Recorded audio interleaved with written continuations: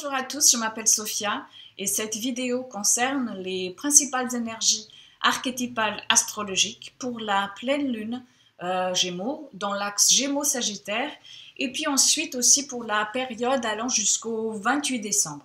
Cette deuxième partie du mois présente pas mal de mouvements astrologiques, ce qui correspond très bien d'ailleurs à l'axe où elle a lieu, l'axe Gémeaux-Sagittaire qui symbolise la communication, l'expression, la flexibilité. J'ai essayé de faire au mieux et de synthétiser le plus possible les nombreux transits, aspects et rétrogradations qui vont avoir lieu. Mais vous êtes d'ores et déjà prévenus, cette vidéo pourra être un peu plus longue qu'à l'habitude. Et puis aussi, la lumière d'hiver est là. Donc je suis désolée si vous trouvez que cette vidéo n'est pas très bien éclairée. Je fais vraiment ce que je peux avec ce que j'ai et j'espère surtout que le principal y est, c'est-à-dire ce qui va être dit. La pleine lune de décembre donc aura lieu le 14 décembre à 1h06 heure de Paris à 22 degrés du Gémeaux.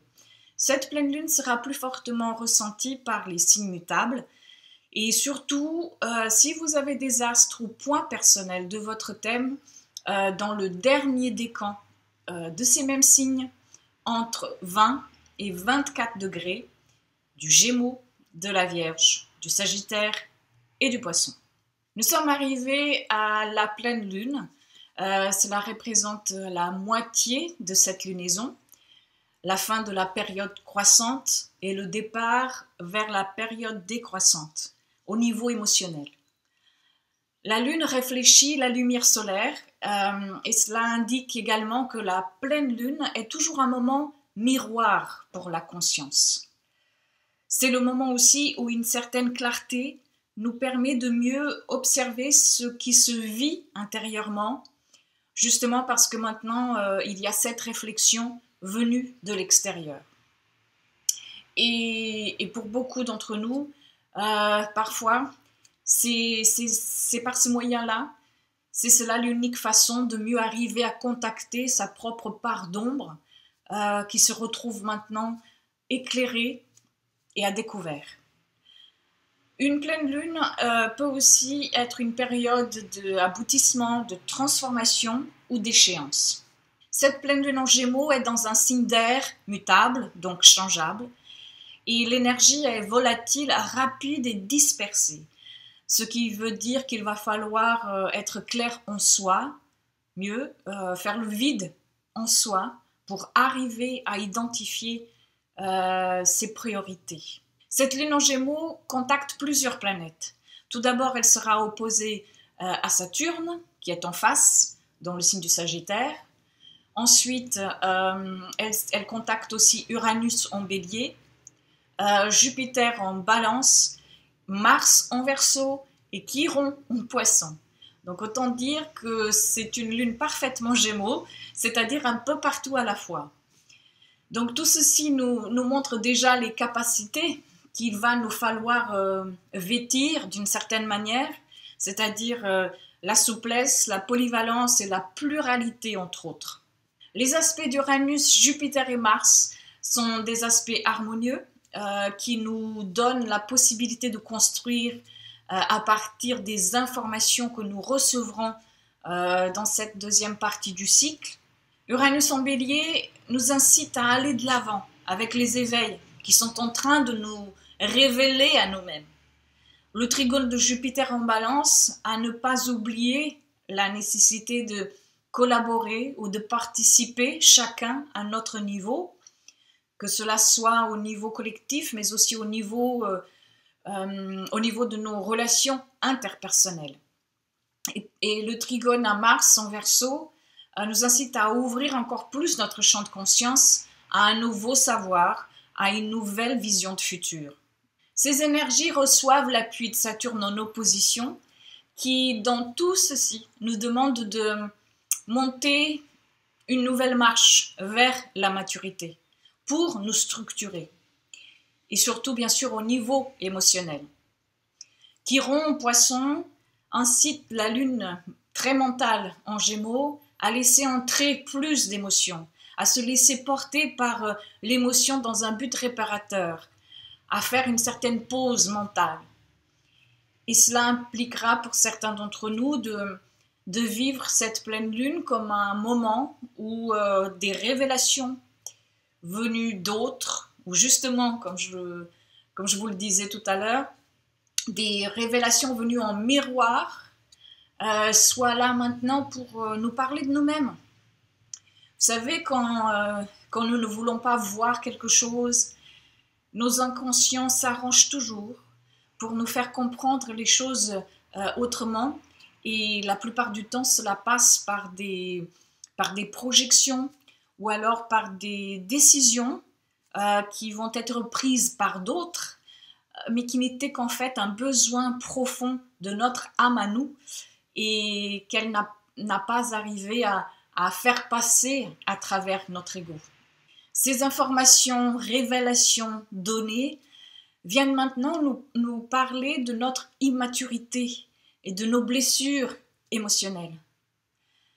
Avec Saturne en Sagittaire, certaines vérités sont difficiles à encaisser en ce moment. Et avec Chiron en Poisson, apprendre à abandonner le contrôle sur ce que l'on ne peut pas maîtriser, amène avec le temps à un apaisement de l'âme. La liste des sextiles et trigones de cette pleine lune est nombreuse, donc j'ai préféré mettre les degrés en dessous dans la barre d'infos. Je vais juste vous donner ici les degrés de Saturne et de Chiron, donc de l'opposition et du carré à la lune. Donc pour l'opposition Saturne-Soleil, mais aussi pour la conjonction Soleil-Saturne, si vous avez donc des planètes ou points de votre thème entre 20 et 24 degrés du Gémeaux ou du Sagittaire. Pour le carré Chiron-Lune ou Chiron-Soleil, si vous avez des planètes ou points de votre thème entre 19 et 24 degrés du Gémeaux, du Sagittaire et du Poisson. La planète maîtresse de cette pleine lune est Mercure. Et Mercure est en conjonction à Pluton et s'apprête à partir en rétrogradation dans le signe du Capricorne dès le 20 décembre. Les structures représentées par le Capricorne vont avoir besoin de passer par une intégration, par une révision et par une redéfinition beaucoup plus approfondie. Mercure rétrograde nous invite à une intériorisation des transformations qu'il va falloir mettre en place par la suite. Nous allons donc commencer l'année calendrier 2017 en pleine rétrogradation de Mercure, puisque Mercure va rétrograder maintenant du 20 décembre au 9 janvier. Et en ce mois de décembre, la rétrogradation de Mercure se passera en Capricorne, où le besoin est véritablement celui de revoir nos fondations, nos structures sur lesquelles nous construisons nos vies. Et c'est aussi en prenant conscience de ces ajustements-là qu'il faut revoir, que la maturité et la réparation demandées à la fois par Saturne et Chiron à cette pleine lune peuvent commencer à agir. Si vous ne savez pas dans quel secteur de votre vie a lieu la rétrogradation de Mercure, dans votre thème, je vous invite à jeter un œil sur le projet Quintessence que vous pouvez acquérir par mon site internet. Et Quintessence donc du mois de décembre vous donne les maisons, cela veut dire donc les secteurs de vie où la lunaison a lieu, mais aussi où a lieu la rétrogradation de Mercure par signe. Et voilà, donc cela pourra vous aider dans cette compréhension, dans cette focalisation. Le lien reste ici en barre d'infos. Et puis à partir du 24 décembre, nous allons entrer dans une toute nouvelle phase du changement des consciences. Il y a énormément d'aspects, donc d'alignements astrologiques qui vont se mettre en place à partir de ce moment-là, formant dans le ciel une forme géométrique qui ne va pas durer bien sûr très longtemps, mais l'idée c'est que il va y avoir donc une succession de 3 sextiles, de 2 trigones et d'une opposition, mais tout ça pour vous dire que les planètes seront toutes à 20 degrés des signes qu'elles sont en train de traverser en ce moment. et ce sont pour la majorité que des signes collectifs. La Balance, le Sagittaire, le Verseau. Le seul qui ne l'est pas, c'est le signe du Bélier. Et en termes de symbolique générale, cela peut nous indiquer le commencement d'une période où les actes du collectif vont de plus en plus éveiller le jeu Bélier que chacun de nous représente. Ou encore, ceci peut également signaler l'importance de l'individu et des choix que nous faisons au niveau individuel, Bélier, dans l'évolution du collectif. Dans tous les cas, c'est relié. L'opposition de Jupiter à Uranus étant l'aspect le plus important et décisif de cette configuration astrologique. Cet aspect commence maintenant le 25 décembre pour une durée de presque 10 mois. Jupiter et Uranus se retrouveront face à nouveau au mois de mars et au mois de septembre 2017. C'est un autre aspect qui va donc façonner l'année 2017 avec celui dont je vous en avais parlé dans la vidéo précédente, il me semble, celui du carré Jupiter-Pluton, et puis avec un autre aspect dont je vais vous parler tout de suite après, qui est donc le trigone Saturne-Uranus. Pour revenir donc à cet aspect d'opposition Jupiter-Uranus, cet aspect va avoir un impact sur nous tous, car c'est un aspect qui fait partie d'un cycle très important de Jupiter-Uranus qui dure 14 ans. Nous arrivons maintenant en 2017 à la moitié de ce cycle qui a commencé pour la dernière fois en 2010. Donc à un niveau plus personnel, comme cette opposition va se passer à plusieurs degrés différents pendant les 10 mois qu'elle va durer, cet aspect va avoir bien sûr un impact peut-être plus important pour ceux d'entre nous qui ont des planètes ou points du thème, dans le troisième décan des signes cardinaux, Bélier, Balance, Cancer et Capricorne.